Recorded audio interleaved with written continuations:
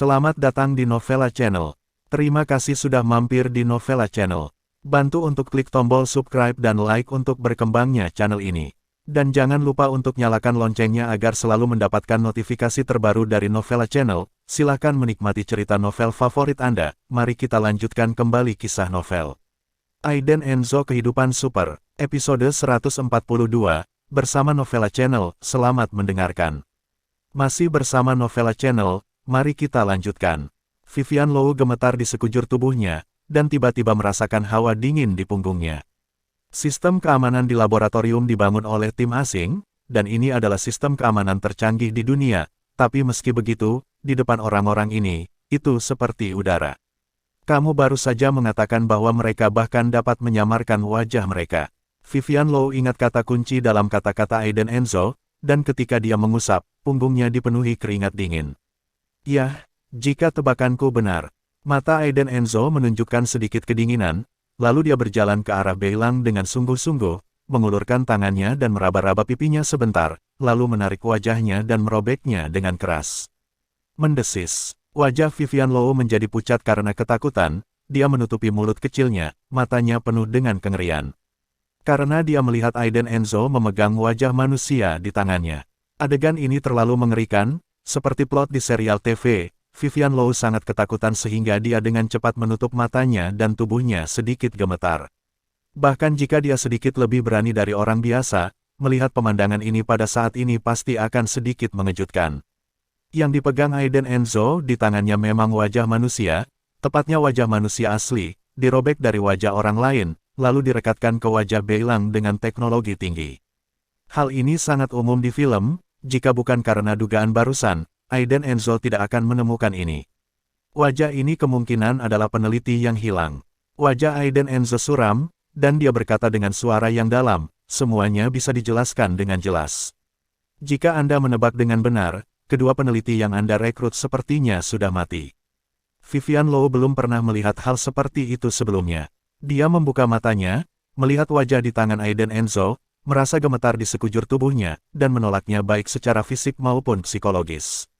Aiden Enzo dapat melihat bahwa Vivian Low sangat ketakutan, dan kemudian membuang wajahnya ke tempat sampah, lalu bangkit dan berkata, kekuatan di belakang layar tidak sederhana. Siapa itu? Setelah begitu banyak masalah, bahkan teknologi tinggi semacam ini benar-benar digunakan. Vivian Low benar-benar tidak tahan untuk terus melihat, tetapi dia ingin mengikuti, dan Aiden Enzo telah membujuknya sebelumnya, jadi sekarang dia mundur, merasa malu. Dia baru saja melihat dengan jelas bahwa setelah Aiden Enzo merobek wajahnya, mayat di tanah memperlihatkan wajah menyeramkan dan bekas luka pisau. Apakah ini wajah asli si pembunuh? Itu terlihat menakutkan. Tebakanku benar. Aiden Enzo berjalan ke Vivian Low, melihatnya gemetar, dan bertanya, apakah kamu tidak nyaman? Vivian Low bersikeras, tidak apa-apa. Jangan khawatir, aku akan mencari tahu. Mereka adalah dalang di belakang layar, biarkan mereka membayar harga yang mahal. Bahkan jika akan ada bahaya di masa depan. Aiden Enzo mendukung tubuh Vivian Low, dan berkata sambil tersenyum, denganku, tidak akan terjadi apa-apa. Itu saja di sepatah kata pun, mata Vivian Low berbinar, dan kecemasan di hatinya segera menghilang. Melihat pria yang riang dan terkadang dekaden di depannya, dia memberi orang rasa aman sepenuhnya. Serahkan padaku, kamu keluar dulu. Aku tidak ingin kamu melihat sisa adegan ini. Aiden Enzo menatap Vivian Low dengan lembut, menepuk bahunya dengan ringan, dan berkata. Entah bagaimana, kali ini, Vivian Low tidak membantah, hanya mengangguk dan keluar. Dia benar-benar perlu istirahat, kejadian hari ini pasti memukulnya dengan keras, dan dia harus mencernanya dengan baik. Kalau kau baik-baik saja, temui aku di kantor. Sebelum pergi, kata Vivian Low. Aiden Enzo mengangguk sambil tersenyum, lalu menutup pintu, lalu berjalan ke Herring yang tidak sadarkan diri, dan merobek kulit manusia di wajahnya. Jelas, kedua peneliti itu sudah mati. Aiden Enzo diam-diam menggelengkan kepalanya, dia belum pernah melakukan interogasi sebelumnya, jadi dia menendang Herring beberapa kali tanpa daya. Herring terbangun setelah menendang Aiden Enzo beberapa kali, rasa sakit yang parah di lutut dan bahunya membuatnya terkesiap beberapa kali. Begitu dia bangun dan membuka matanya, dia melihat wajah Aiden Enzo yang tersenyum, dan segera membuat postur pertahanan, tetapi gerakan seperti itu melibatkan lukanya, dan darah berdegup. Saya menyarankan Anda untuk tidak bergerak, ini akan mempercepat aliran darah Anda, dan kemudian Anda akan shock. Aiden Enzo menyeringai, lututnya remuk, telapak tangannya tertusuk belati, dan tulang belikatnya terpotong. Oleh karena itu, Herring sama sekali tidak berguna saat ini, dan tidak memiliki kemampuan untuk melawan sama sekali. Herring meletakkan tangannya dengan senyum dekaden dan sengsara, dan duduk lemas di tanah menatap Aiden Enzo dengan seringai. Dia tahu bahwa hari ini dia pasti tidak akan bisa keluar hidup-hidup, pemuda di depannya adalah setan. Tapi, apa yang terjadi pada Beilang? Apakah dia berhasil mendapatkan data percobaan? Itu tugas 50 juta. Aiden Enzo sepertinya sudah menebak apa yang dipikirkan Herring, dan mencibir, kamu ingin tahu temanmu. Sayangnya, dia sudah mati. Bagaimana mungkin? Ketika Aiden Enzo mengatakan ini, Herring penuh dengan ketidakpercayaan, dan tiba-tiba tegang. Begitu dia menoleh, dia melihat Beilang tergeletak di genangan darah. Apalagi Beilang sudah menunjukkan penampilan aslinya. Jejak kepanikan melintas di wajah Herring, dia buru-buru menyentuh pipinya, dan kemudian, seperti balon kempis, dia duduk di tanah dengan tertawa terbahak-bahak. Betapa canggihnya teknologi kulit manusia dalam organisasi, teknologi ini sendiri dapat dijual dengan harga setinggi langit di pasar domestik dan luar negeri, dan tidak mungkin ditemukan oleh orang biasa. Tapi, jelas, pria di depannya menemukan rahasia mereka. Pada saat ini, Herring tidak berniat melawan sama sekali. Dia ingat keterampilan menakutkan dari pihak lain sebelumnya, yang sepenuhnya merupakan keterampilan seseorang yang telah menjalani pelatihan khusus. Bukan kecil, ada orang seperti itu. Herring sangat percaya diri dengan kemampuannya untuk membunuh. Dia adalah ahli kelas 1 dalam organisasi, tetapi bahkan dia, di depan pria ini, sama rentannya dengan seekor ayam yang bertemu dengan elang.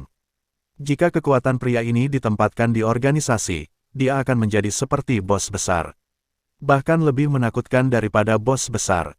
Herring sama sekali tidak bisa menyembunyikan kepanikan di hatinya. Sebelum penugasan, majikan mengatakan bahwa grup Bikan dalam masalah, tetapi mereka tidak mempercayainya, di mata mereka semuanya adalah semut. Tapi hari ini, mereka tersandung dan bertemu lawan yang begitu kuat. Aku akan memberimu kesempatan, haruskah kamu mengatakannya sendiri, atau haruskah aku bertanya? Aiden Enzo menatap Herring dan bertanya.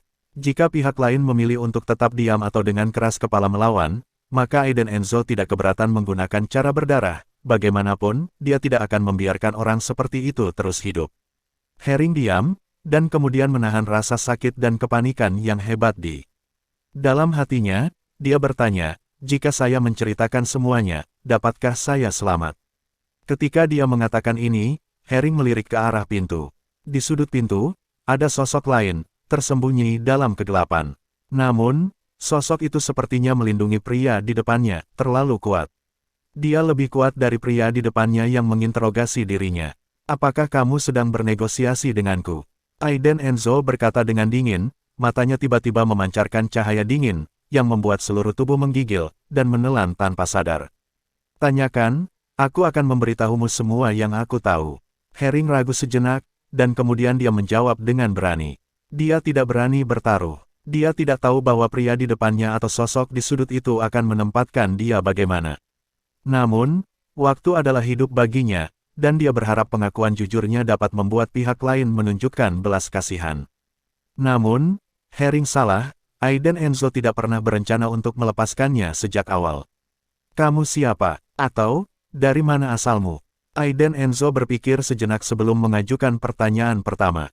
Kami dari Stinger, organisasi pembunuh berskala besar yang tersebar di seluruh negeri. Herring memiliki pemikirannya sendiri. Idenya sangat sederhana. Dia menggunakan nama organisasinya untuk menakut-nakuti Aiden Enzo, tetapi dia tidak menyangka Aiden Enzo tidak ada reaksi sama sekali, bahkan ekspresi mikro pun tidak. Pandangan itu seperti melihat orang idiot. Pada saat yang sama, di kantor direktur, Gabriel Ruiz sedang duduk berhadap-hadapan dengan Vivian Low. Vivian, percayalah padaku, Aiden Enzo benar-benar tidak sesederhana yang kamu pikirkan. Gabriel Ruiz berkata dengan cemas, apakah kamu tahu siapa dia? Apakah kamu pernah bertemu orang tuanya? Apakah kamu tahu di mana rumahnya? Vivian Low dia mengerutkan kening dengan indah dan bertanya, apa sebenarnya yang ingin kamu katakan? Gabriel Ruiz mengambil materi yang dia bawa langsung di depan Vivian Low, dan berkata, lihat, ini semua materi tentang Aiden Enzo. Kamu tidak dapat membayangkan bahwa dia telah berbohong kepadamu begitu lama. Vivian Low membeku, membuka materi, semakin saya melihat, semakin takut saya jadinya. Dia sama sekali bukan tuan muda dari grup Enzo di ibu kota. Identitas aslinya sebenarnya adalah, Gabriel Ruiz berkata dengan dingin, dengan mata marah dan cibiran di sudut mulutnya. Aiden Enzo, kamu telah menyembunyikan identitasmu begitu lama, tapi akhirnya aku menemukannya. Terima kasih sudah mampir di Novela Channel.